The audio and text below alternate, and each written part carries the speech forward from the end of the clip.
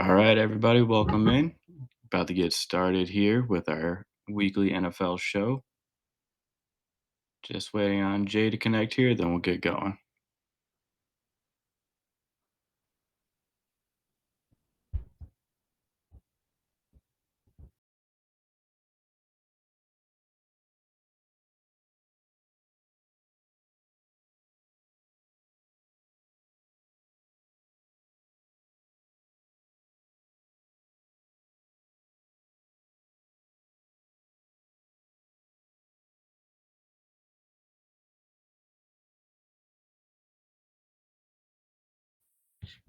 All right, about ready to get going.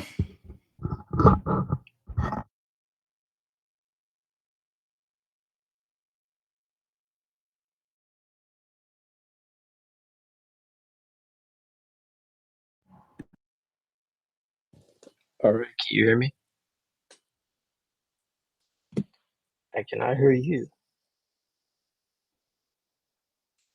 How about now? Is that good? Now I can't hear you. We keep muting. Oh, I definitely did mute you that time. That was my fault. There we go. Now we're good. All right. I feel like we always start off with like some minor technical thing. It just has to be the way things start. They will never have a clean start. Yeah. Yeah, maybe one day, we gotta be like the Eagles, be technically sound, but get 15 penalties a game. All right. Well, on that note, welcome in everybody to our weekly NFL show. Excited to talk some football as always. Um, we had some special performances this last weekend. We'll just say that. So excited to dive into some of those. But Jay, let's get started, man. I'm actually just ready to go right in. So as always, we'll start off with our matchups, reviewing what we did last weekend. So tell me, what was your game of the week and how did that go? Well, my game of the week was Buccaneers versus Rams, Hmm. and the Rams dominated 34-7. I I was trying to figure out what is wrong with the Bucks, and I think it's a combination of everything. Matthew Stafford went 25 or 35 with 273 yards and three touchdowns. So obviously, one, Sean McVay is a madman. And some of the plays that he cooked up as an Eagles fan, I was sitting there watching, and I was like, "Oh God! Like, if only we had an offensive mind that was as good as this, or at least like half as good as this. Like to at least like some of to do some of the creative things that we saw. There's been the clip that's been going around of like Puka running in between I think it was a tackle and the guard. And it was just like insane play design. So I was like, one, like when the Rams offense is flowing like that, and you have Devontae Adams with two touchdowns, like things are looking good. But then on the Buccaneer side of it, for them to only score 7 points, and for Baker, to go from this MVP candidate to throwing two interceptions in a game, and now he's hurt. Like there's I don't know. I don't feel as confident. I think it's fair to say like I don't feel as confident in the Bucks as I did, weeks ago when it was like when they were competing with the Eagles, and I think like they've come a long way from them from where it's like, all right, like that was a good loss to the Eagles. Like you're right there, you're right there at the top of the NFC. To now we're looking at you and being like, I don't know, like I don't know if you're gonna make the playoffs at this point. So it's going to be very interesting to see how the rest of the season shakes out for them. But I don't feel pretty confident. Yeah, I mean, to me, I think this was like the Bucks definitely have some problems, like the injuries and just like I mean, especially at the receiver spot, and I mean, really just kind of everywhere except for the quarterback. Although he got hurt a little bit too, so yeah, so they've been dealing with it quite a bit. Hopefully, Baker is able to come back sooner rather than later because if he's not, I mean, the Panthers might have a pathway to win to that division, which is very surprising. Um, but yeah, I think it is also like a lot about the Rams. I mean, Matthew Stafford is clearly the MVP front runner at this point. He's having just an insane season with him and Puka and Devontae Adams, who's like every time he catches the ball, it feels like it's a first down or a touchdown. He's just always open, like, exactly when you need him to be on like the big plays. Then Puka can just do everything else for you.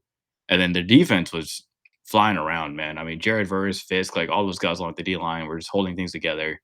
So it was an uncomfortable day for the Bucks offense and just the whole team of the Rams just came out and whooped ass. I mean, I don't know how else to put it, Yeah, man. Like they that's clearly, because I was trying to figure out like if this was more like the like because it's like yes, this is a lot of the Buccaneers' failures, but it's a lot of the Buccaneers' failures because the Rams are so good and making the Bucks like uncomfortable, whether it was the pressure from the defensive line or even the on the offensive end, just like from the Rams perspective, where it's like they're constantly like doing so many different creative things, where it's like, how are you supposed to stop that? Like it's just and I think that the diversity on both the offense and the defense for the Rams like really led them to this. But at the same time, the Buccaneers' weaknesses were just really just accentuated in a loss like this, and you can really see the holes, and you're like, all right, like this is a team that like people just don't have as much confidence in as anymore.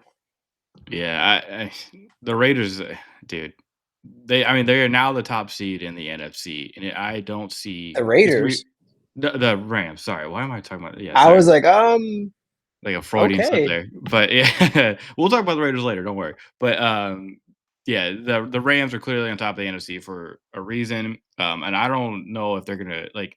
It's gonna be difficult to knock them off of that top seed. yeah, Which teams like the Eagles and the Lions, I think they would especially want that home field advantage going into the playoffs. But the Rams, I mean, the Rams are an interesting team because the home field is odd for them because yeah. in LA, it's like they never really have like a full on like home game. And we I haven't was seen gonna them. say like it feels like it's been better this year, but it does feel like every time there is a like Los Angeles home game, it's really like an opportunity for teams to travel to there. And I think like if you're especially other teams in the NFC, like the Eagles especially, they travel really well. But I Yeah. do think like considering like as someone who was at the Eagles Rams game last year, like the atmosphere and the snow and like everything that played into that, like that plays a crucial factor when it comes to playoff time. So Yeah. And you get Matt Stafford in a controlled environment like that. I mean, it's yeah, and we've seen him before in the playoffs. Like once if he's hitting a stride like he is so far, basically this whole season, it's really hard to stop him and Sean McVay and what they got going on there. So yeah, scary looking team. But all right, let me jump into my game of the week, which was the Colts and the Chiefs, which ended up going into overtime. And the Chiefs finally they came into this game 0-5 in one score games, and they finally win one against the Colts here. And I mean, the Chiefs clearly had a plan in this game, which was stop Jonathan Taylor and then just kind of just go from there and try to win. And they did a good job of it. I think this was his worst game of the season. He was the first game where he didn't reach 90 yards like all year, where you were so used to him getting like 100 plus yards, three touchdowns, seemingly like every game so far this season, and being an MVP candidate. But I mean, this is now a couple weeks in a row where, and I don't think it's completely on him. Like teams are clearly like selling out to stop Jonathan Taylor, and I don't think Daniel Jones particularly like had a bad game. It was a rough kind of like defensive game where whoever made the least amount of mistakes was going to win, which is exactly where the Chiefs historically like to be. Like those Andy Reid, Patrick Mahomes teams, like they're used to being in games and winning games like this. Just not as much, it hasn't been as much this year. Like I said, 0-5 coming in one score games, but this felt like more like the classic one where Rashid Rice is just hitting everything on these crossing routes where he did most of his work. He had like 122 yards, and it felt like all of them were in breaking routes where Mahomes was doing most of his damage through the middle of the field because Ward and Sauce Gardner, the corners for the Colts, were just kind of locking things up. They played a lot of man coverage this game, and they did a very good job.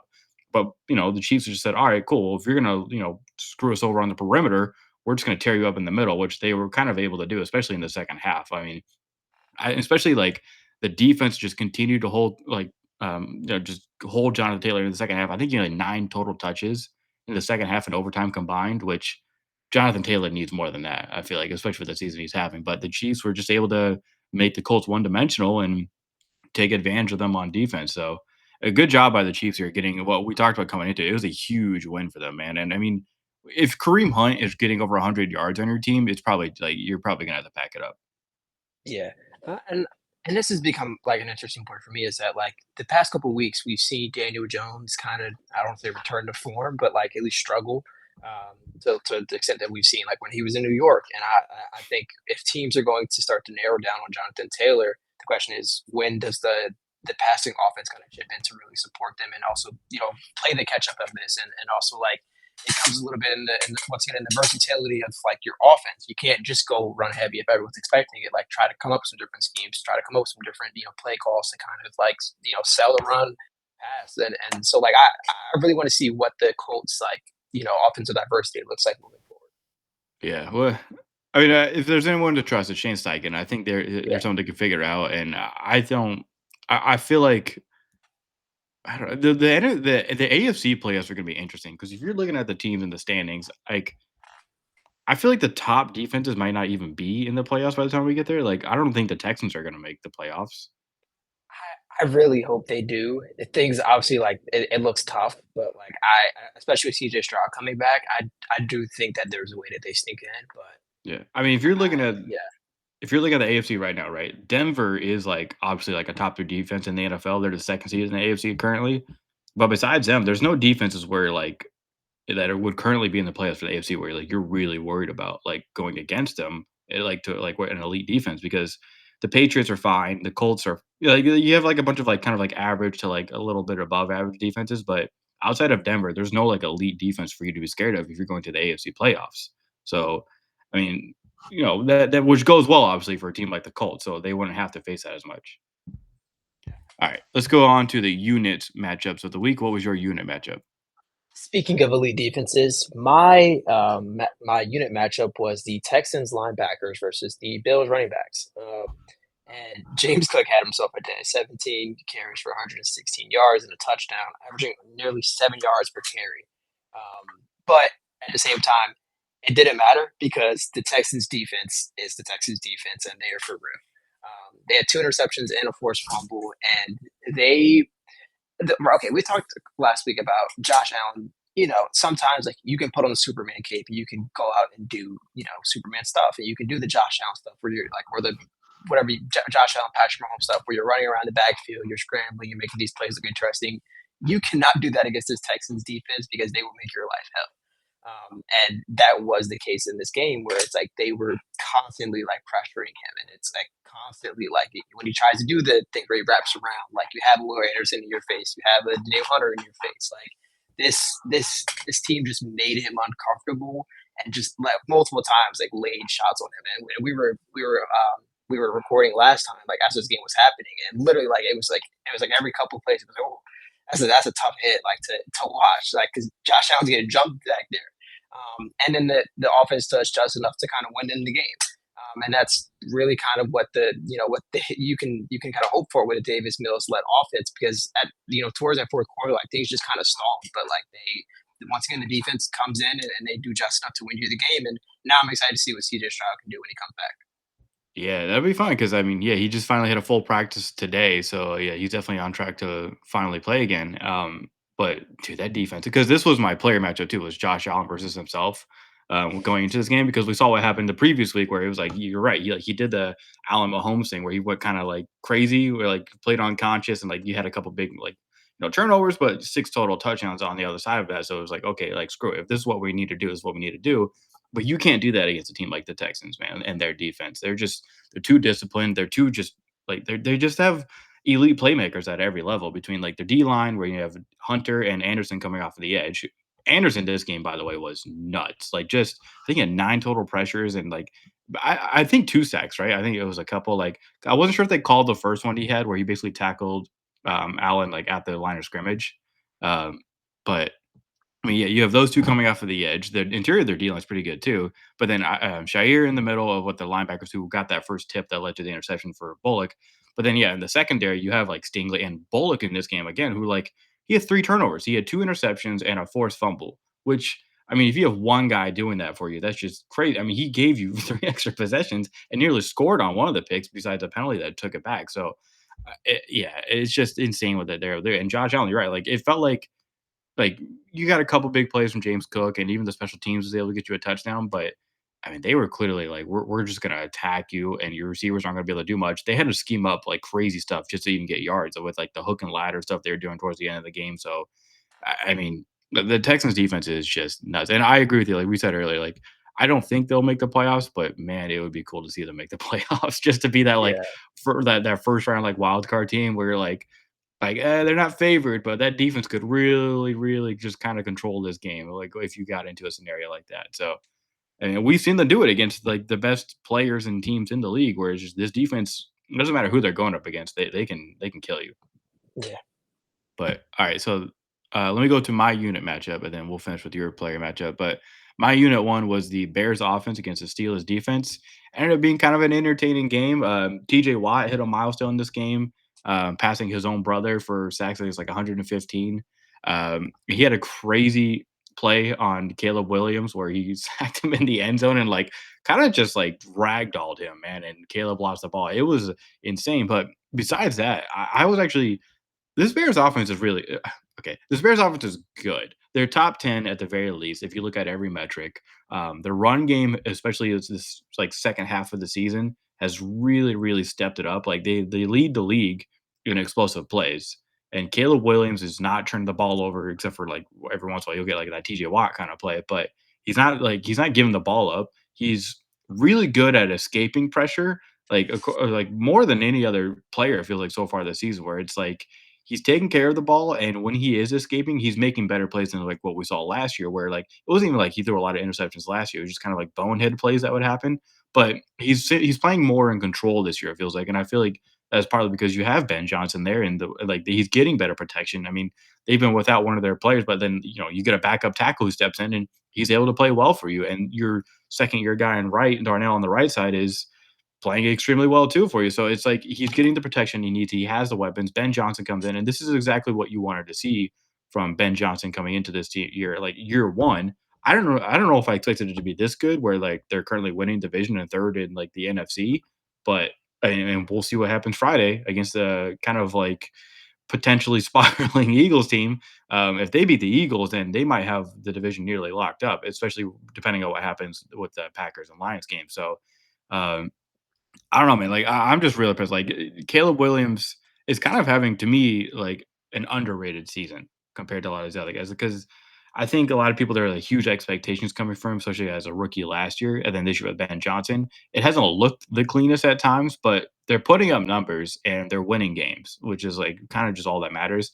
And I think that it's you're building something that like going forward in the following years, you're like, okay, clearly we have something good here, and now we have a foundation to build on, which as a Bears team, having an offense like this to build on, it must feel like euphoric because they this is like clearly Caleb Williams. I mean, is on the pathway to potentially being the franchise's best quarterback ever, which isn't the highest bar to reach.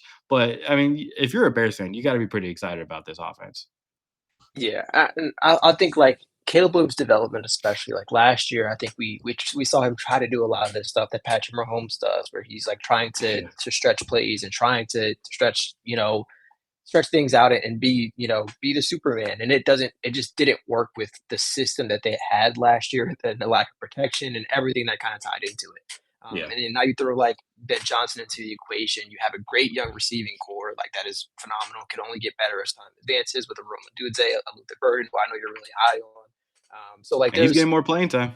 yeah, there's a lot to look forward to with the Bears offense, and for it to be as good as it is now with how young they are, it can only get better, and you can build your defense through the draft and build it through free agency to really kind of make this team more complete. Yeah, yeah, I really do want to see them in the playoffs and just kind of see what they can do. Like, I want to see Caleb Williams like get that like that first kind of like experience. All Yeah. right, what was your player matchup of the week? My okay, so my player matchup, it was George Pickens versus Quinyon Mitchell. And Yeah, I went back to actually like watch this a little bit to see like all of his catches, to see like what the deal was because I know like he really wasn't matched up with Quinyon a lot of the time. It was either anyone else on the Eagles secondary, which it's the Cowboys do a lot of great things with like moving the receivers around. And George Pickens is having a phenomenal season, and I've seen like Cowboys fans, like all my family's Cowboys fans, um, and so like being home next to them for this was not the best, oof, um, but either way, George Pickens he's playing like the Cowboys' number one option for them, and with 1 year contract, things are going to get interesting come free agency this offseason. But he had 9 catches, 146 yards, and a touchdown. But looking back at it, like it really wasn't like a lot of these weren't on Quinyon. There were two that I looked and it was a good 8 yard catch, and then the other one was in the fourth quarter that kind of sealed the game. It was the play that he kind of broke off, and even in that, like Quinyon just ran to his own teammate on that play, and yeah, it was great play design, I guess, to kind of like get the rub and just create a little bit of space. But other than that, it was mostly like you're matched up with anyone else but Quinyon. yeah, And because of that, we start to see the this young Eagles, young Anadori Jackson, let Eagles defense just struggle. And look, I don't want to say like the defense didn't play bad because I saw some people say like, oh, the Eagles defense got exposed, and I was like, once again, I think it's just been the same problem that we've seen with plenty of teams whose defense is phenomenal and can't hold up an entire 4 quarters. Like you can't rely on a team that has done it 2 games back to back of like, all right, like our defense is stepping in, our offense is just enough to just like to continue to do that for however many games straight. I will say like I wasn't super impressed with the pressure that the defensive line got, especially considering how well they played. Where it's like you're jumping Jordan Love, you're jumping Jared Goff, and now you're struggling against Dak. Like, but the Cowboys have always had great offensive lines as long as I can remember. So they're always great at bullying the trenches, but it's one of those things where it's like you have to make Dak uncomfortable. You have to kind of force pressure to not have your DBs Dory Jackson out on the island against a George Pickens for too long. Like it just doesn't go well. At the same time, like the offense is they took their foot off the gas like in the second quarter, um, and Kevin Patullo, and you brought up a good point a couple weeks ago is that like at what point do you kind of start to look at Nick Sirianni more and say like you're also kind of at fault for this, and I think this is one where I look at him and the most and say like all right like you you just have to be more aggressive with these type of things, and especially against a division rival where it's like it's not just any division rival, it is the Cowboys, like your arch nemesis. Like you have to be more aggressive in a game like this to kind of just and I get it right. There's two sides of this where you're like, oh, like we're playing, but then we also have what 4 days of rest before 4 5 days of rest before we have to play again. Like you don't want to go too serious, but like I just felt like this was a game that where it's like you you go harder a little bit more quarter like you go harder at least another quarter offensively and say like all right, let's be more aggressive with some play calling, let's be more aggressive with how we're drawing up plays and getting downfield, and you don't have to worry about the Cowboys kind of getting back into this because there were so many times where it's like the Dak interception in the end zone where it's like they get the momentum and it's like all right, like Eagles offense, like this is where you can seal it out, and then like there were so many times of that in the first half, and it's like all right, like this is where the Eagles defense or the Eagles defense steps in, gets a big play. All right, Eagles offense, seal this game out early, get out of this smooth, and you can prepare for Chicago on Friday. And every time it turned to the Eagles offense, it was a punt. It just didn't work, and I think like that is what else can be said about it? Like it's frustrating, but I do think like it just comes down internally to say like all right, like Kevin Patullo, how do we draw up more plays? And there's I saw the final like really the kind of final play for the Eagles offense where it's like they need a crucial first down and all the players are running like comeback routes essentially. Um, and they like freeze frame and all of them just kind of stopping. And I'm like, what are we doing? Like this is the most like unique play design you could have. So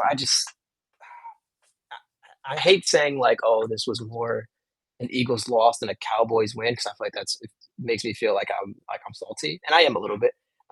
But this does feel more like the Eagles lost this game opposed to the Cowboys one. Yeah, I mean, real quick, just to tie a bow on your player matchup, Quinion, he had 4 targets on 40 coverage snaps this game. He only allowed 2 catches for 16 yards, so like he was but clearly one of the better players out there, especially on defense. And Cooper DeJean got thrown into a weird spot because Dory Jackson got hurt and he had to play outside unexpectedly, which isn't the best excuse, but it was definitely a weird situation for him to come in. And then it was Michael Carter who came in to play slot for him, and he was the one that ran into Quinion because he doesn't know like that Yeah, spacing does matter. He didn't know whether to go above or below what was basically happening on the rub route, and then they run into each other and the big play happened. So that was unfortunate. And then yeah, like the Eagles offense, I mean, they just piss me off because it seems like every single game, and this is clearly this is a Nick Sirianni thing, right? Kevin Patullo is the one calling the plays, and he's the one like like trying to get things going like down by down. But it is Nick Sirianni's offense. He is the one who is implementing this stuff and like dictating like how aggressive they want to play or not. And the problem is anytime this team gets a lead, they stop playing aggressive. They play to not lose at that point. So they're always playing super conservative the moment they get any kind of lead. And I think part of it is because they're just like, well, we have these players like AJ Brown and Devontae Smith, and we'll get the plays we need if we need them. But now that we had this lead, we think we can just like run the clock out or whatever it is, which is just hasn't been true. Like they don't have it's almost like a stubbornness, which Nick Sirianni had clearly shown before. He's a very stubborn guy, and it takes him forever to make decisions. And then it's just there's a lot that goes like I'm trying to like rein it in because I am very I've been a very like openly critical of Nick Sirianni in the past, and I still am because I do think a lot of this falls on his shoulders. I mean, you were the one who like you've had Patullo there since you came over to the Eagles. He's been like like your assistant coach, like a quarterbacks coach, like all of these things for you. But you hire him from within, and it's been terrible. And every single time Sirianni makes a hire from within, it has not gone well. Part of it is also still in Howie Roseman, by the way. Like a lot of like he does still have to give like the final check on this, but and I think part of that's like okay, we'll trust you, Sirianni. But I think we're at a point now where it's like you can't because every time this stuff like he makes these kind of decisions, it goes poorly, and it's frustrating to see a team that should be more talented just falter like this every single time because of their mindset is just like, well, let's just get this league to play conservative, and it's just it's dumb because especially in the NFL where and you're going against a team like the Cowboys who do have an elite offense, so the fact that they were just like, oh, our defense will just come through and win this is just it's mind boggling. It really is, and it's frustrating to watch. Yeah, I think especially when you see the Cowboys, you've seen the Cowboys offense catch fire this season randomly, where it's like all they need is one drive and they're in rhythm, things are flowing. And I do agree with you that it feels like it's just pure stubbornness from like Nick Sirianni to be like, all right, like we are good, like we don't need to do anything else. And because it was winning you games, it's a mentality that like you can keep because it's like all right, you're doing just enough and like you're winning games and it doesn't matter. But now it's like, all right, like you see that it isn't sustainable. And I'll defend Howie a little bit because I do think like something like this, like I don't think it's entirely like yes, he does need to be more careful moving forward. But now I think now is when we should start to kind of analyze what he does, especially because he's like, all right, like Nick Sirianni just won us a Super Bowl. Like, who am I to to kind of step in? Like, he just won a Super Bowl. I should trust him to make this decision.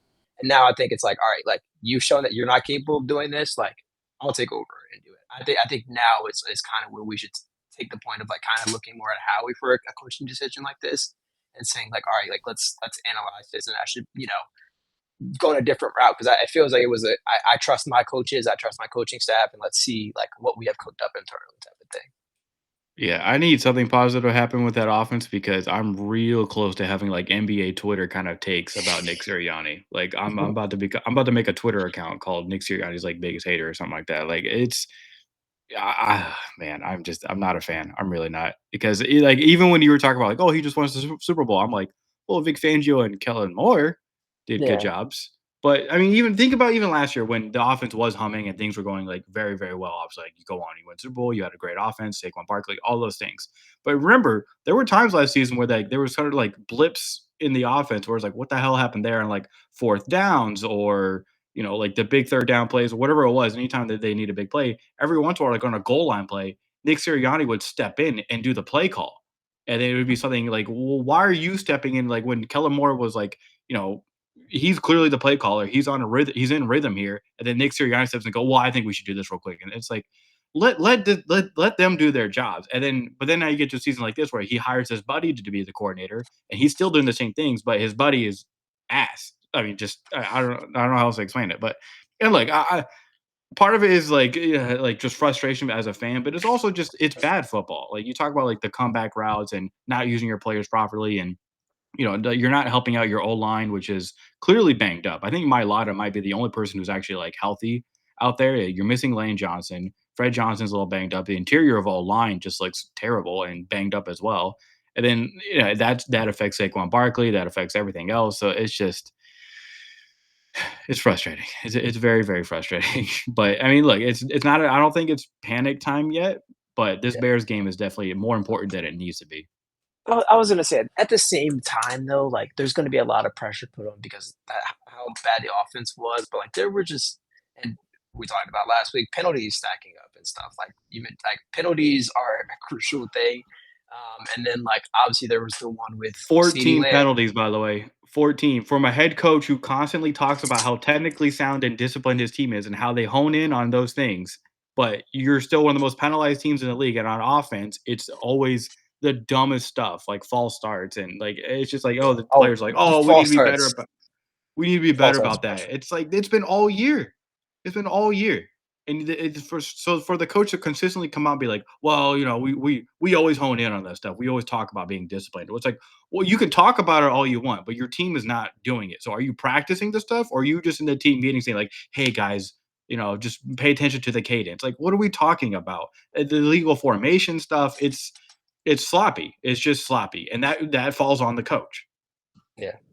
At the same time, though, some of them, not to like, not to defend Nick Sirianni, but some of them just they go one way or another, and it could change the complexion of the game. And I'm looking at like the CeeDee Lamb one, especially where it's like he pushed off. I think he pushed off. I think it was offensive pass interference. So yeah, Um, I'll give you that one, and then I'll give you the 12 men on the field thing.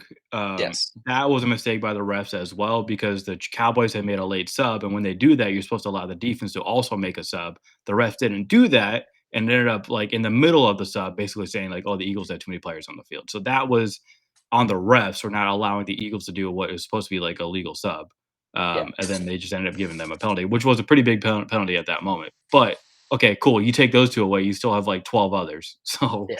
And yeah. even then, like you add in the two fumbles, the punt return, and then the Saquon fumble, which just doesn't happen too often. Like there was a lot that like it just like when when it rains, it pours for this Eagles team, and I think like it was just one of those games where these things just kind of start stack up, Yeah. where like the Dallas offense starts rolling.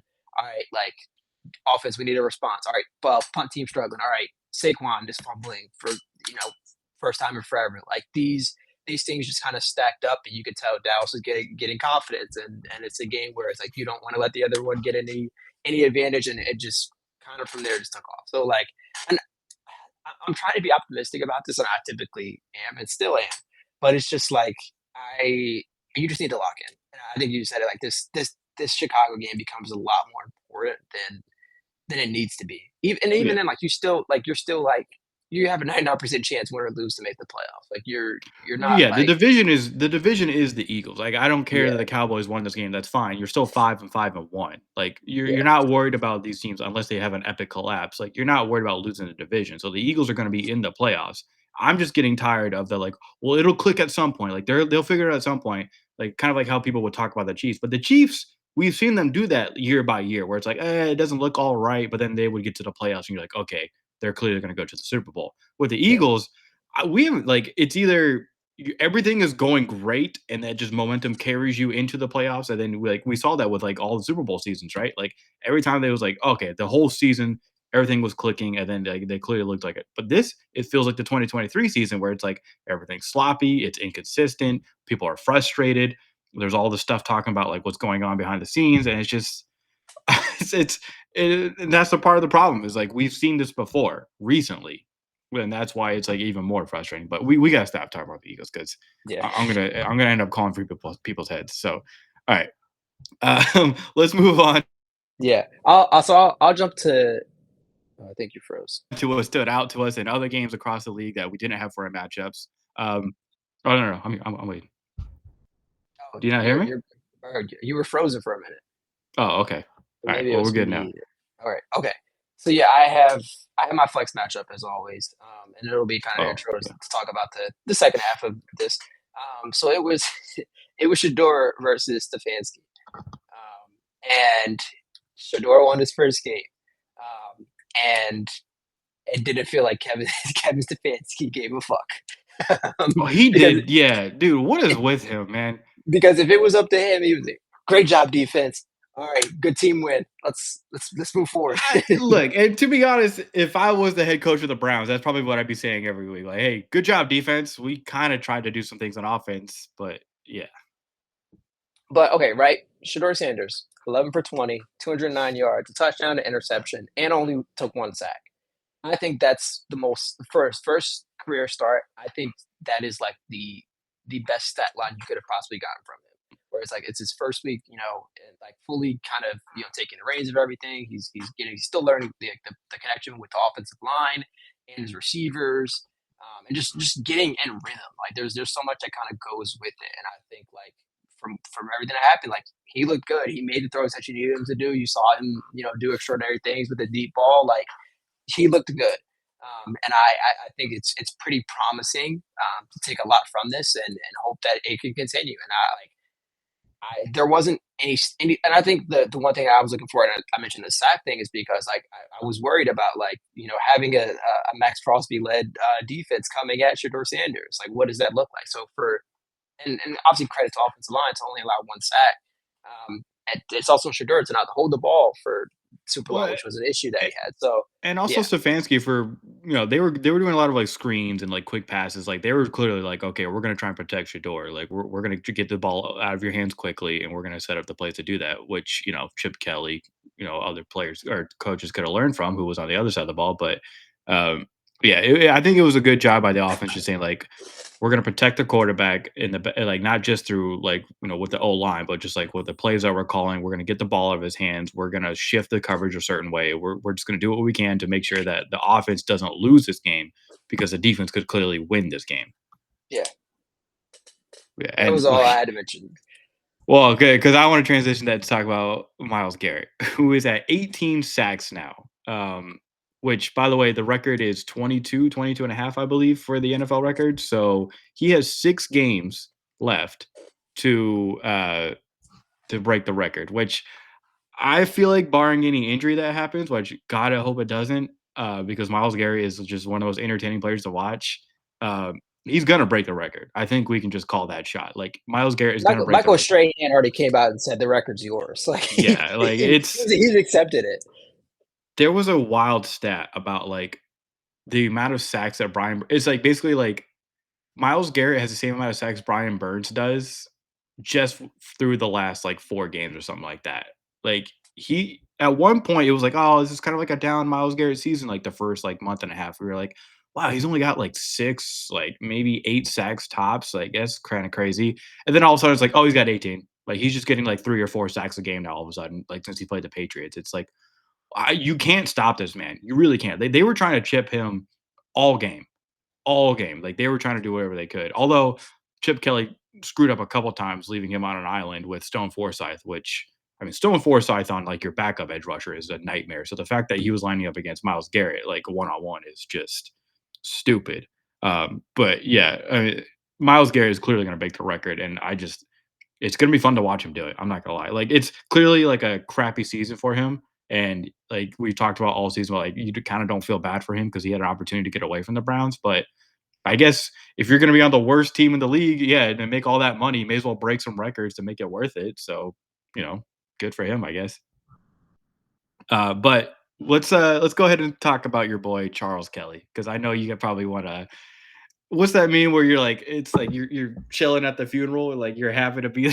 It's just like that's you right now with Chip Kelly. See, I kind of feel bad because I'm like, dang, like another man lost his job, and I was like, like it'd be kind of crazy to get hop on a podcast and talk about how thankful I am about it. But I am. Let's be real. I am very thankful for this, because and Thanksgiving is tomorrow, so this is we're supposed to list off the things we're thankful for. I'm very thankful that Chip Kelly does. It's crazy to say. So I'm very thankful that Chip Kelly does not have a job in the NFL anymore. He got so much money between Oregon and UCLA and his time in the Yes, NFL. I think he's I, fine. I feel I can confidently say that he'll be good, and I hope wish him the best of And everything. and But by the way, he voluntarily stepped down from head coaching roles in the college to go to offensive coordinator to then be offensive coordinator in the NFL. Like this was his own like pathway that he chose. yes, I just the fact that this man tried to ruin Ashton Dente to start the season should have been a sign that this just wasn't going to be good. Because and I like we're at the end of the day we can sit here and critique them all not like as long as we want, but like we aren't coaches, right? So like I was like, all right, maybe he has something stylistically that he dislikes about the Ashton Dente stance that like it could be more effective going from a traditional running back thing. But I was like, all right, like I know it worked in college. We all saw it work in college. Like I don't think it should be much of an issue. It clearly was an issue, because like it was a one like obviously the personal flair in a player, but two it works for him. Like and having the type of comfort clearly it was for him. And then just and yes, right. Gino hasn't played the way you want him to. Your receiving core is not very good, but for someone who's supposed to be credited as this elite offensive mind that like can craft things up, it, you have to do better than bottom half of the league and just every offensive stat. So Yeah, it's disappointing, man. Like, he's only ran the ball like, he's attempted 166 rushes this year, which is below people like Kyron Williams and Quinshon Judkins, who didn't even start the season, and like Josh Jacobs, who's been hurt, like Etienne, who's been splitting backfield touches now. Like he's behind touches on guys like that, where it's like Ashton Genty should be touching the ball like every like 4 downs. Like he yeah, has to because he is a I think he is a really good running back. Like you can see yeah, it in his contact balance, the burst that he has. Like he's getting hit behind the line of scrimmage every single time he rushes the ball or he touches the ball, but he's still able to make things like positive out of it. So clearly there's a talent there, and Chip Kelly just wasn't using him. Like he was one of the most underused running backs in the league this year, which is now why he's fired because it wasn't just that like he wasn't using him. It's like when he did use him, like the schemes were terrible. Like I think in college you don't have to worry about as much as you do in the NFL is like protection schemes, and that's for running or passing the ball. And Chip Kelly just didn't try to any of that in the NFL, which we've seen before. But the hope was that he just had this stint with UCLA and then Ohio State where he won the championship, had a really good offense. You're like, okay, maybe he's evolved and learned some more about like how to do some of the stuff. And then he gets into the NFL and it's like he's basically still calling it as if he's at Ohio State. You're like, well, you can't do it because you have Miles Garrett on the other team. And if you're not like scheming to stop Miles Garrett, then you're screwed. And like the most he was scheming for that was like, hey, backup tight end, try to put a shoulder into Miles Garrett. But Miles Garrett is just going to Euro step around you and get to the quarterback anyways. They sacked Geno Smith 10 times in this game. So whatever Chip Kelly was doing was terrible. Like he wasn't helping his team out at all. That's why he's fired now. That's why you bring in Greg Olson, the offensive coordinator. By the way, this will be Greg Olson's third stint. By the way, not the future Hall of Fame tight end Greg Olson who calls games for Fox. This is a different Greg Olson. He's been a coach in the NFL for like 24 years, I think it is. When I was reading about this earlier, um, and this is his third stint, by the way, with the Raiders, where he was an offensive coordinator for them like back earlier in the 2000s, and then he was with them like in the Josh Jacobs running back era when Josh Jacobs was like killing it for everybody with the Raiders. That was Greg Olson calling the plays for him. And he is a very run heavy kind of offensive minded coordinator. So I think now we will see Genty get those touches and maybe actually finally look like the running back that we all know that he can be, which I'm excited to see. And that's also a preview for one of my matchups later on. But like I'm excited to see what happens with Ashton Jesse now going forward. Now that he'll have I'm not gonna say like a great play caller, but at least a play caller who's gonna be more mindful of like the protection schemes and running the ball a little bit more, which we know Pete Carroll also likes to do. Pete Carroll is clearly very disappointed in Chip Kelly and everything that he said. Like I think he kind of just gave the reins to him. Was like, look, it's your offense, do what you want to do. But then as the season progressed, it was kind of like, oh shit, like maybe we shouldn't have done this because Ch- Pete Carroll loves to run the ball. Look at his time in Seattle, man. When you had Marshawn Lynch and those guys in that defense, it well, was like, well, yeah, well, okay. Yeah, until it's goal line winning Super Bowl plays, he loves to run the ball. They're always like a run heavy team, and then Russell Wilson run balls. But he wasn't getting that with Chip Kelly, and now you can bring in this offensive coordinator and change things up. But I also think Pete Carroll needs to watch out, man. Like it's not like you're some like young spry like coach out here who's like, oh, we can build with you going forward. Like this needed to be successful like to start, and you've already had to fire your special teams and your offensive coordinator. So not the greatest of start for the Raiders. And I mean, it's probably also not the best look for Tom Brady going forward since he was the one trying to kind of construct a lot of this behind the scenes. yeah. So not a great trial run for him so far. But Yeah, for yeah, I him to didn't be mean a to have this much Raiders talk. But for him to be a minority owner and from what the reports that came out, for him to be the big proponent of being like, "We should go get Chip Kelly," like, his first mistake, it just doesn't look good. And obviously, like, it's one of those things where it's like, he's young into this whole owning thing, so you hope it's just like, "Hey, this is your first, like, type of mistake, and you can build upon this," but I guess it does look pretty bad to start. But yeah, on the like, just some quick stats real quick before we transition. The please. Raiders have the fourth lowest, like when it comes to rushing attempts, and all the teams below them are teams that like need to throw the ball because they're down so big, which are the Titans, the Bengals, um, and I guess the Vikings as well. Even though throwing the ball for them doesn't necessarily work either way, so that one's kind of an anomaly.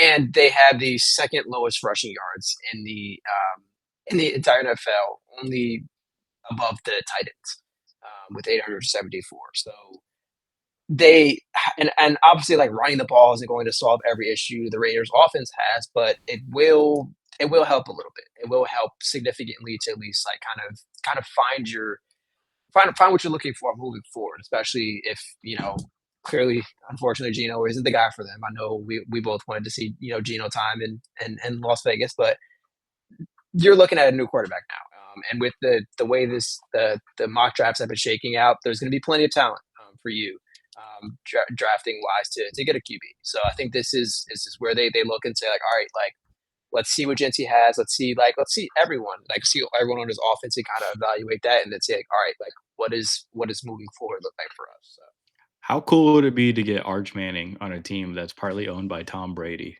to run the offense? he looked good this weekend. I He's don't know. rising up again, man. He's rising up in everyone's boards, which I mean, the name alone was gonna help him, but like if Yeah. the moment he stacks more of these good games, like his I want to name's say just I need to being see talked about. I need to see more from him because he clearly has the talent, but like I think there just needs to be better stats, Yeah. before I can make any definitive statements. Yeah. Before we move on to the next thing, I did mention earlier I had a stat for Miles Garrett and like the amount of sacks he's gotten lately. This was from PFF, the NFL sack leaders. Miles Garrett is currently the NFL sack leader at 18. He is also the NFL sack leader over the last 4 games because he has 13 sacks over the past 4 games. And then Brian Burns has 13 on the season. He's second. So, like Miles Garrett, just the last 4 games alone is tied for the lead in sacks. It's it's insane what he's doing.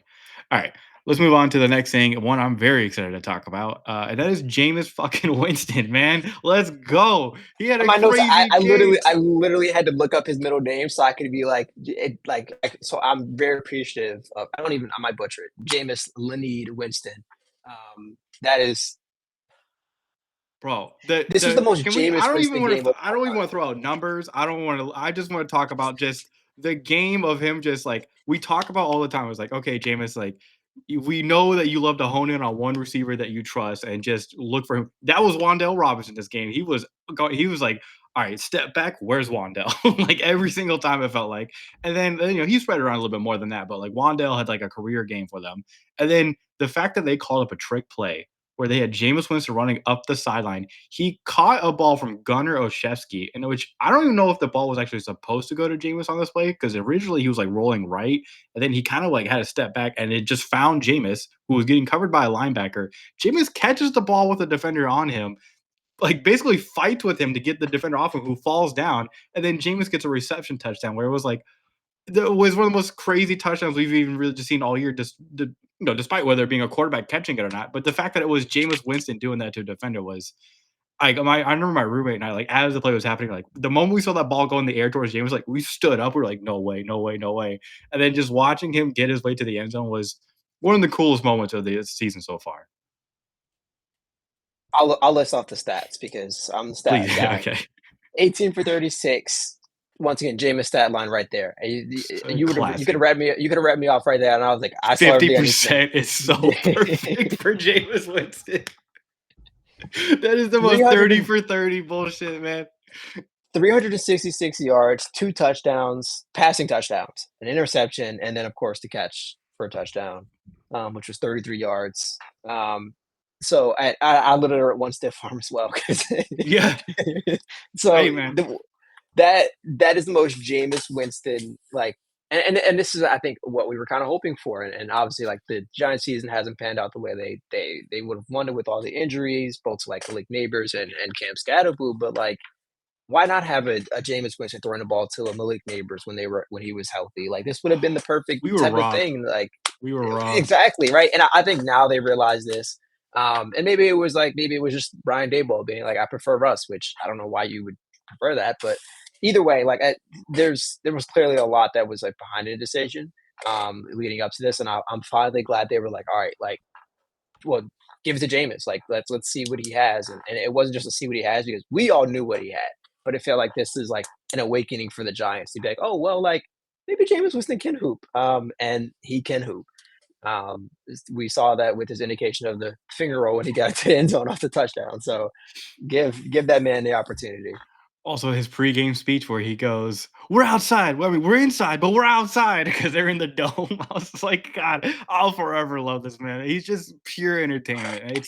I need him in a studio once he officially retires, which I hope he doesn't until like I want him to have like Joe Flacco years.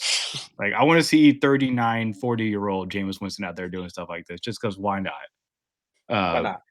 but But we really were robbed of him and Malik Neighbors. yes, and it would have been insane. But speaking of this game in general, the Lions won this 34-27, and a big part of that was because of Jahmyr Gibbs, who had He's 15 so carries, good. 219 yards, 2 touchdowns, and then 11 catches and a touchdown. I what else needs to He be won said this about game a for them. performance like that? He won this game for them. Like, they were down and he got that big touchdown, and then, yeah, once you got to overtime, it was like he had that another big play where it's like I think it was like a 63-ish yard, like, touchdown. He had 2, like, 60+ yard touchdowns this game. It was like, just get it to your best players, man. Like, I don't understand why that's hard for teams like the Eagles, I understand. Just find your best players, get them the Okay, ball, well, and I they be will careful make plays saying like that this because happen. they will just run screenplays the entire time if you say that now, so Yeah, but it wasn't just screenplays for him. Like he'll go like because Gibbs, like he'll go between the tackles. He'll go outside on like the sweeps, and then he'll still he's able to catch these like short screens or just like dump offs and take them to the house. But yeah, man, like he really did, and the Lions needed it, man. Like if they had lost to the Giants, they'd be in a weird spot right now. But yeah, what an insane game, man. yeah. All right, what I did want to talk about there are some quarterbacks coming back. We're gonna have Joe Burrow come back this week and play for the Bengals again. Do you think he should come back and play? At this point, no. I like but I do think like you pay him too much money to sit on the bench, especially if he's healthy. But at the same time, like your season's over. Like, what are you trying to get from this? You have Jamar Chase spitting on people, claiming he didn't, and then being like, "Oh, I apologize," or not really apologizing, but just kind of doing one of the corporate statements of this was wrong, whatever. I just the T Higgins injury as well. Like, it just doesn't feel like there's a lot going to this Bengals season where it's like bringing Joe Burrow back will put a band-aid on any of this, but maybe morale. And even then, like you're basically out of the playoffs by this point. There's nothing else you can do at this point. So Yeah. I I just don't know. I don't see a reasoning in it, but besides, like you pay him too much money to sit on the bench and just I don't, what else are you gonna do? Like leave Joe Flacco out there? So Yeah. I mean, trust me, for fantasy purposes, I need him to throw to Jamar Chase. So please bring back Joe Burrow. But I think also part of it is like people will be like, well, what if he gets injured again? Which I get, but at the same time, like you said, you're paying him. He clearly wants to be out there. And I also think there is something to like if you were to hold him out the rest of the season and then he comes back to begin the next season, that's a lot of time off from football. So I think it is in everyone's best interest to of course, with the risk of injury, that he does play the rest of the season because then it's like, if you you finish have the to season healthy, like that, I think that just matters a lot more. yeah, you get him in rhythm, and I think that's an important thing. Like as much as you can simulate pressure or like at least simulate game speed, there's nothing like the real thing. And I think we've seen that where it's like he typically would have these big injuries that leave him out for the season, and he has to start week one, and it's like you're starting all over again. So we really don't see him in rhythm until about like week three, week four, and then even then another injury pops up. So I think getting him in rhythm, even if it is pointless for you season wise, is a positive thing. Yeah, yeah. But CJ Stroud comes back this week. We already kind of talked about that. Excited to see what could possibly happen there. Other people come back from injury. I think we're getting Amar and Hampton back this week for the Chargers. So that could be a fun, like, you'll have him and Genty in the same game going against each other. That'd be a lot of fun to watch. Yeah. I feel like I'm forgetting somebody, but that's all I Bucky could. Irving has been, like, Yeah, really close to coming back for, like, weeks, and I think this is where we're finally gonna pull the trigger and bring him back. they kind of Um, need him. yeah. Yeah. But, and then, I yeah, mean, no time unfortunately, I like the don't, present, so yeah. And then, unfortunately, Baker Mayfield, I don't know if he is actually going to miss time or not, but he was in a sling at the end of this last game. So we'll see what happens yeah, there. and there was the one throw in particular where he just, like, it after he threw it just down on the ground, it just didn't look good. Yeah. But it'll be interesting to see how that plays out, especially because it is, like, a shoulder injury, and that's a crucial thing to obviously everything related to a quarterback, so Dude, I had when I was in high school football, real quick, we had a quarterback who was supposed to be like our starting guy. Like we were looking like, okay, like we actually have a good starting quarterback. Like we're gonna have like a decent team. He got injured in the preseason on his non-throwing shoulder, like straight up, like was like okay, you're done for the season. And then he was basically said like one game where like he had been working, and he's like, screw it. Like they basically like tied his arm down to him, like his non-throwing arm, and he went out there and played like the entire game. It was like diving for first downs.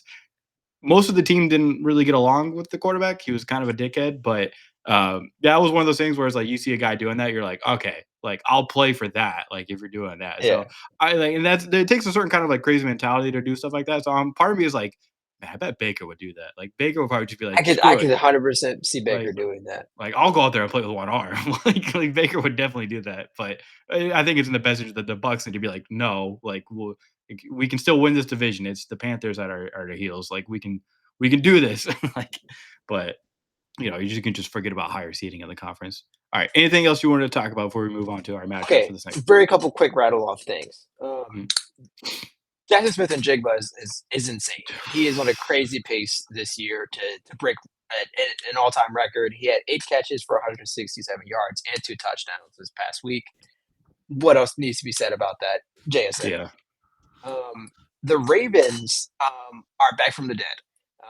They are after they went over the Jets, but they're 6-5, and as things stand in the playoffs for a team that started off terribly, and just things that didn't look good. You had injuries stacking up. Lamar was missing a lot of time, and now they're in the playoff spot, which is going to be very interesting come playoffs. So I think this week, and when we get to it, like in a couple minutes, like this week feels like important, like hugely important to just There's a everything related.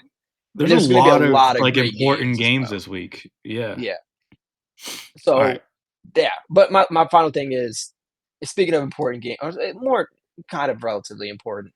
Brock Purdy has really kind of struggled this season, and this was another game where it's like the Panthers of all teams, and yes, Panthers have been significantly a lot better this year, but 3 interceptions and okay, one of them was kind of taken away from his receiver, and then the other two just not good throws. And I saw a stat, and I don't want to get it wrong, but I believe it's when he's throwing beyond 15 yards. I know he had significantly more interceptions than he did touchdowns, and I believe it was one touchdown to at least double-digit interceptions. So that just doesn't look good for your quarterback when and they talk about like Jalen Hurts can't throw the ball deep, and we know for sure someone else can't throw the ball too deep. Yeah. I just and I'm not saying like you abandon Brock Purdy and go with a Mac Jones, but it is something to just monitor at this point, especially when you had Mac Jones playing relatively consistent the way he was moving. So it's just gonna be interesting to see how that unfolds. Yeah, I mean, I do think a big part of it is like the injury that he's had, especially with like when you have that, like I think it was like turf toe, like planting on that, throwing like it does like make it a lot more difficult. So like not really excusing it because he has had some like wild throws, but I do think the injury is playing a big part in his season so far. I mean, we saw when he tried to come back early from it and looked god awful. So Yeah, like yeah, but luckily for them, they have Christian McCaffrey who can do what he did this last game, but 142 yards is nuts. And I think I'm reading this stat. Yeah, he forced 11 missed tackles. Like Christian McCaffrey, like he looks so good. But like I'm going yeah. to talk about the 49ers offense again here in a second. But yeah, so let's get to our matchups for this week. Unless you had anything else. Nope. All right, let me start. Oh yeah, let me go first. My game of the week. I promise. This one was a layup for me. It's the first game of the week, and that's Lions at the Packers. This game is just too important not to pay attention to for both of these guys, for both of these teams. Neither of them are winning their division right now, which these were the two favorites to win the division. So they're kind of fighting to keep up with the Bears. Um, and What a crazy thing to say. Dude, yeah, I, like, never did I think this is where we're gonna be, but hey, look, that's what it is. But I mean, yeah, like this is a big game for them, man. Like they really, really, really like both of these teams really need these wins, one more than the other. I think Green Bay is in a better spot than the Lions are technically. Um, I had it pulled up. Yeah, so if the Packers win, they have a 94% chance to win to go to the playoffs and 74% chance to win the division. If the Packers lose, they're not winning the division. That's not happening. Um, Yeah, they're not winning the division. For the Lions, um, even if they win, they still only have like a 52% chance to win the division. But if they lose, that goes down to 11%. And if they lose, they have a 58% chance to make the playoffs because of the other losses that they've had and just the schedule that they have going forward. So this game is a little bit more important for the Lions, who we know had like kind of like a few weeks there where they were struggling, but and then it didn't look great against the Giants where you had to rely on Gibbs kind of saving your ass. So I mean, this will be a really fun one to watch, and we know what happened week 1, man. The Packers D line just took over and won this game for them. Micah Parsons, like, he had that one sack. I remember where, like, he kinda just, like, came out of the pocket and chased down Jared Goff from behind, like, I'm curious to see like what adjustments are made between these two teams because it's obviously been like like quite a while since they played each other. So they're two different teams. I mean, think about these two teams. What we were saying about them in September, where like the Packers were talking crazy, saying like, "Oh, I don't think we're going to lose another game this year," and clearly, like people were saying like they were one of the favorites to, win the NFC. And now they're in a spot with the Lions where they're both trying to fight just to stay alive in their own division behind the Bears. Like this is I don't think anyone expected this. Not even the most delusional Bears fan probably thought this would be where the division would be. Yeah. I want to provide the kind of stats into this, and the Lions have the third best rushing attack, and obviously when you have Jahmyr Gibbs playing the way he is, it's going to be dangerous. But the Packers have the eighth best run defense. And not just like I would not only do I want to watch the Lions offense and their run game against the Packers defense, but the opposite as well, where you have a Josh Jacobs who hasn't been as good this season, but is still explosive and still just as good. I want to see how the Lions defense can contain that as well because they're both equally as good on the opposite side of that. Where the Packers' run defense is obviously good, where you have so many people in your defensive line, and or no, reverse that. The Lions' defensive line is so good, and the Packers' run game is also just as good. So it's going to be. I could see this. Like I really want to see the run offenses and how they kind of construct because that sets up a lot of things for both of these teams. Deep balls, whether especially since Christian Watson has come back, he's been that target for them deep. And then of course the Lions, deep ball is their identity. But it all Yeah. starts with the run game, and when you have so much diversity in the offense, I really want to see how you can establish that, especially with the run game, because it all starts there. Yeah, and I'm curious to see if Matthew Golden plays this game. He's been out, but I agree with you. Like the addition of Christian Watson now helps them out a lot. I think the corners are going to be tested this game, man, because I think both teams are going to be very conscious in stopping the run. So it'll be. I'm curious to see how much man coverage the Lions decide to play it here, how much they trust their guys. But I mean, it's going to be fun also to see like Micah Parsons and Aiden Hutchinson on both their D lines. They're basically tied for the league lead in pressures so far this year. So you're getting elite D lines basically going at it with each other. Some like injured but like feisty like secondary rooms, and then the linebackers are kind of like up and down for both teams. But although I think better with the Lions. Yeah, and then this will be a big test for Jordan Love here. I think like the Packers really need to start to pick it up. Like they had bigger expectations than this, Yeah, and especially on I, the I think offensive side of the ball. oh yeah, I was gonna say especially, and like I kind of give him slack just because of the injuries, especially with your receiving core, and just like you didn't really have anyone that was really kind of stepping up. But now it's like, all right, like now is the time where like it doesn't matter. You need to figure it out, and I think they will. So Yeah. All right. What's your game of the week? my game of the week is the Texans versus the Colts. I thought about this one. The Colts have the best scoring offense in the league. They're averaging 31 points per game. The Texans offense or Texans defense has been phenomenal. What else can needs to be said? They made Josh Allen look stupid. And so I'm going to be really interested to see what that looks like, especially because, like I mentioned, I really want to see this Colts passing offense get some like get back on track because they were playing really good like to start the season, and I really want to see, especially because the defensive line is so good, they're going to like put a lot of pressure and emphasis on stopping Jonathan Taylor. And I think they will to some degree. I think Jonathan Taylor still is going to be Jonathan Taylor. He'll break off more yards that I think he had against the Chiefs.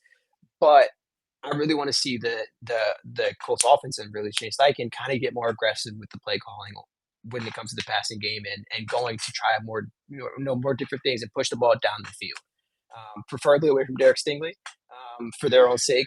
But Or I guess now Kalen Bullock, who's just like, yeah, hey, I'm an elite guy now too. But either way, I think it all kind of starts with a defensive line for the Texans, and naturally, like they kind of dictate a lot of things. So that could be a matchup in itself between the offensive line and defensive line. But I just really want to see the Colts offense try to find consistency, and then look in the other side of this. You have a returning C.J. Stroud. What does that look like? And especially because you have, I think not Jalen Noel, Jaden Higgins.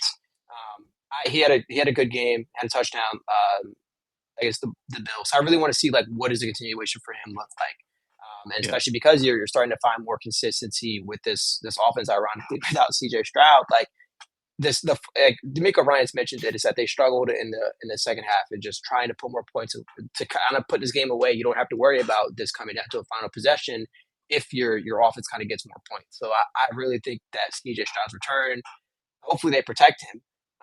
But I do think that this is a good matchup just because I think the Texans continue to kind of cut into the Colts lead. Obviously the Colts are basically like locking up a playoff spot, but either way, all these games we mentioned this week just have like playoff implications. So yeah. I'm curious to see, like, because we talked about earlier about the Colts been playing a lot more man coverage, especially since they got Gardner and Travaris Ward has been like back healthy. So maybe this is a game where they rely on Woody Marks a lot more, but also maybe CJ Stroud says, "Screw it, you want to play this man coverage? Like, let's see, like Nico Collins, Christian Kirk, like let's get something going there." So I want to see how aggressive he might be in his return back healthy as well. So yeah, this game is it can be a lot of fun. I think like yeah, Jonathan Taylor against his defense, man. Like who's gonna break? But all right, let's move on. Do you want to start with your unit matchup? how do you want me to start? Because I always go first. I don't know. Sometimes give you a chance. Now I put a lot of pressure because I have two. Okay, a lot of pressure. Okay, I'll stick away from the okay. Two I have written down were the Chiefs DBs versus the Cowboys receivers. I'll stick away from that one just because I went with the George Pickens thing last year, or not last year, last week, and just kind of looking at just that's and obviously they're both two teams that need to win. And I think that kind of dictates a lot, so that should be a good one. I'm going with another receiver DB matchup, and it's the Rams versus the Panthers. The Panthers are like right there trying Mm, to compete, and the Rams offense is just looking dangerous. You have Matthew Stafford playing at MVP level. You have Devontae Adams, who you mentioned is just whatever he needs you to be for him, especially in the red zone. And then Puka Nakua is insane. Like it's going to be a good matchup just to see like what McVay can kind of cook up for them, and how the Panthers will try to respond to this. yeah, yeah. Also, on the other side of it, if we get like a T Mac on Emmanuel Forbes matchup, I really want to I did debate that for a minute, and I was like, because Forbes, to his credit, like he has been playing better in coverage. It's just like when you get like, I think that's partly because the Rams are doing a good job of like masking their deficiencies on defense. Like, hey, maybe like try to get Forbes less involved with like the bigger receivers and the running game, and just let him play pure coverage. But we'll see. We'll see what happens there. All right, let me give you mine. I got Niners offense versus the Browns defense. The Niners have been well, their offense, despite the deficiencies that Brock Purdy's had with his injuries and everything like that. Like the offense is humming because you get back players like Juwan Jennings, George Kittle, Chris McCaffrey, all being out there finally, and like the O line's not great, but it's holding up enough that like the quarterbacks are able to get the ball out. And I don't know, man. Like, oh yeah, Ricky Pearsall's been back as well. So this one, and then obviously the Browns defense. We've talked about them at length about how good they are, and like we're going to see a Miles Garrett versus Trent Williams matchup at some point. Which good luck, Trent Williams. I mean, just that whole D line in general. Like, this could be a game where they could take over. Like, especially if like you're able to like put a cap on anything that Chris McCaffrey's been doing lately. Dude, like, I I'm not gonna say the Browns are gonna win this game, but this is a game where I think their D line could put them in positions to win. And then, hey, if Shador, has a couple good throws again, and they get a touchdown or two, we'll see. But I do think this game could be closer than like Vegas might even have it, right? Like, because I do think the Browns defense could like hold up enough that they make this a close game towards the end of the game. yeah, all right. I'm jumping over to my player matchup, which is Emeka Buka versus Will Johnson, rookie on rookie crime. Um, but I like I it. like I think we really kind of want to see Emeka Buka get back to the way he was to before his injury, and I think this is no better time like the present, to kind of just get that going and try to form something before the playoffs started, just trying to even once again lock in a playoff spot. And then I guess Will Johnson, who's really held up this year, and especially I think has kind of surprised a lot of people with how well he's really played. Especially when he fell in the draft, and you were like, "All right, what is wrong with his knees? If teams are so scared?" But he's looked really good, and obviously matching up against Mecca, who's looked just as good, it's going to be interesting. So Yeah, that's really good. That's one I was looking at earlier too, but I was like, I feel like I've been picking like certain players a little too much. But all right, uh, my player matchup, I think well, I kind of previewed earlier. I got Ashton Genty versus basically just the Chargers defense. New coordinator, who I talked about. He's going to want to run the ball more. I want to see like how committed are the Raiders? Are they finally going to be like, okay, yeah, look, we need to rely on Ashton Genty. Like he needs more touches in general. Let's see what this looks like. The Chargers defense isn't the greatest against the run. Um, in fact, I think they miss tackles a lot. Yeah. Here's this fun stat for you. Ashton Genty has a forced missed tackle rate of basically 31% on rushing attempts. It's their third highest rate. And the Chargers, they love missing tackles. They've allowed missed tackles at the highest rate in the NFL. So you have a running back in Ashton Genty who loves making people miss, and a Chargers defense that loves missing tackles. So could be a fun one there to watch, honestly. And part of it is too is just like, all right, Raiders, like let's use Ashton Genty. Like I want to see this him be like a real like breakout. Like not that he hasn't had like a breakout game, like because has had some good games, but I think this game could like mean a lot for them going forward if they can really break out Ashton Genty, and it could open up their offense a little bit more. So it's more of like a curiosity thing, but also like a please do this kind of thing. Like please use Ashton Genty. yeah, I really hope they do. Um, I don't really got much else on that to add, but I did have my fun flex matchup, and it's just Kevin Patullo versus Philly, just a easy layup one. Um, Think he's already I, lost I, that one. yeah, but I if there's one way to kind of redeem yourself, it's to go out there and just put all the noise aside, or one, like admit that you're admit that you're a jackass. And go out there and just be like, all right, we're gonna figure it out. Like teams have gotten we've obviously became very predictable offense. Let's see how we can kind of just go in at least a positive direction this week. And I think that this is there's once again, like I said all this entire show, there's no better time at the present for all these teams, but Kevin Patullo especially to say like, all right, your job is already like it's dangling by a thread. I don't know how you're not going already just because it's too late in the season and they probably can't they not much else you can do. You can't really get rid of him and you have Nick Sirianni play calling, which may be worse. So you have to figure it out. And I think like especially in a home game like this, the crowd will let you know if you're not. So and it's on Black Friday, like and instead of out shopping, they're watching the Eagles. You gotta lock in because the state of Philly will not be very positive after this. So. Yeah, yeah. That's good. If they lose this game, man, I don't.